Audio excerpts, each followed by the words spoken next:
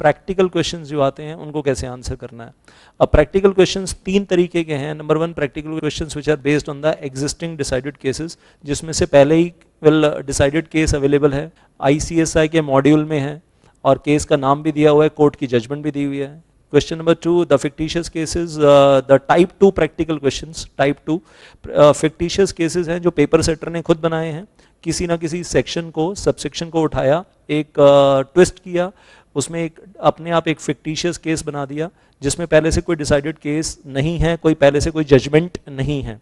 Number 3, ऐसे practical questions देखने के लिए मिलेंगे which are on the basis of decided cases like lifting of corporate veil और सालोमन टाइप्स, जिसमें कोई सेक्शन नहीं है लेकिन we have the decided case. तो तीन टाइप के क्वेश्चंस आपको देखने के लिए मिलेंगे। टाइप 1 प्रैक्टिकल क्वेश्चन के वो आंसर कैसे करना है। अब जब ये जो आपका प्रैक्टिकल क्वेश्चन है इसका आंसर लिखना शुरू करेंगे तो ऑब्वियसली सबसे ऊपर एक टाइटल जरूर दीजिएगा किस टॉपिक के ऊपर आप लिख रहे हैं। तो रेलिवेंट सेक्शन नंबर जरूर कोट कीजिए, साथ में रेलिवेंट रूल जो मिनिस्ट्री ऑफ कॉर्पोरेट अफेयर्स ने बनाए हैं वो जरूर रेफर कीजिए। लेकिन मैं ये नहीं कहूंगा कि पूरा का पूरा सेक्शन लिख दो। आप सेक्शन 186 के ऊपर कुछ आया, section 186 inter corporate investment, then loans, then guarantees and securities, तो 186 के एक पार्ट के ऊपर कुछ पूछा है, तो ये नहीं कि आप 186 सबसेक्शन 1 से लेकर सबसेक्शन 13 तक मतलब पूरी कहानी लिख रहे हो। वो पूरी कहानी नहीं लिखनी है आपको, यू डोंट हैव टू, मतलब पूरा सेक्शन नहीं लिखना, सेक्शन का उतना ही पार्ट लिखना है जितना उस पर्टिकुलर क्वेश्चन के लिए रेलिवेंट है। Likewise section 197 remuneration of directors है, उसमें जिस पार्ट के ऊपर क्वेश्चन पूछा गया उतना सेक्शन का उतना पार्ट लिखना है। पूरा 197 उठाकर विच इज सो लेंदी, पूरा 197 नहीं लिखना है आपको एग्जाम में। तो रेलिवेंट सेक्शन लिखिए, उसका रेलिवेंट सबसेक्शन लिखिए, साथ में अगर कोई रूल है रेलिवेंट, जैसे सिटिंग फीस के लिए रूल दिया हुआ है 1 लाख रुपीज पर मीटिंग पर director, and independent director women director should not get less than the other directors, अगर वो रेम्यूनरेशन ऑफ डायरेक्टर और सिटिंग फीस के लिए एग्जामिनेशन क्वेश्चन में पूछा गया और वो रूल रेलिवेंट हो आंसर के लिए तो लिखिए, that is required. Then decided case with the name and the judgement, that is the next part of the answer, और लास्ट में कंक्लूजन। लिखने का तरीका क्या रहेगा, अगर मैं फॉर्मेट में बात करूं तो सबसे ऊपर फॉर एग्जांपल क्वेश्चन आया है रोटेशनल डायरेक्टर को लेकर, सेक्शन 152 सबसेक्शन 6 रोटेशनल डायरेक्टर के ऊपर, तो ऊपर टाइटल बनाकर लिख दीजिए method of retirement of directors, वो टाइटल दे दीजिए। उसके बाद legal provision of section 152 subsection 6 ऐसे टाइटल बनाइए और उसके नीचे जो भी लीगल प्रोविजन है write down the relevant part regarding rotational directors जो क्वेश्चन के लिए रेलिवेंट है। जुडिशियल प्रोनाउंसमेंट अगर कोई है, जैसे BM कुंद्रा केस हुआ, BM Kundra versus motion pictures, तो केस का नाम लिखिए, फिर उसमें कोर्ट हेल्ड दैट, कोर्ट ने क्या कहा था वो लिखिए, और लास्ट में कंक्लूजन।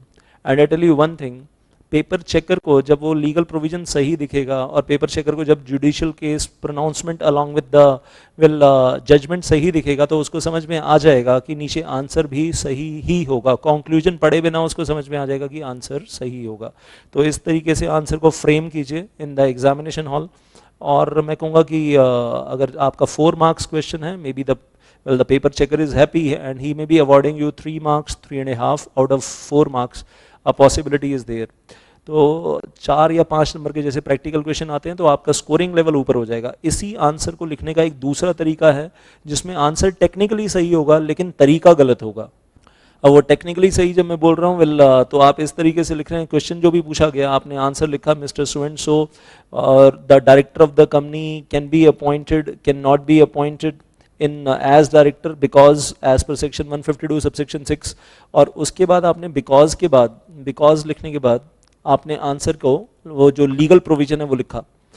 अब ये बचपन की बुरी आदतें हैं, स्कूल टाइम में ऐसा करते थे 5th 6th 7th स्टैंडर्ड में कि क्वेश्चन में पूछा गया why we are doing this, तो वहाँ पहले क्वेश्चन में से कुछ पार्ट चोरी कर लिया और उसके बाद बिकॉज लिखा और बिकॉज के आगे आंसर को इलेबोरेट कर दिया। बचपन की बुरी आदतें छोड़ दीजिए, नॉट गुड फॉर एग्जाम। और यहाँ तो मैं कहूँगा CS के अंदर आप मानकर चलिए you may be getting 2 marks out of 5 marks. Answer बिल्कुल टेक्निकली सही है, लीगली सही है, लिखने का तरीका गलत है। तो पेपर सेटर में नॉट बी हैप्पी और कहेगा कि ठीक है जैसा आंसर लिखा है वैसे ही हम मार्क्स दे देते हैं।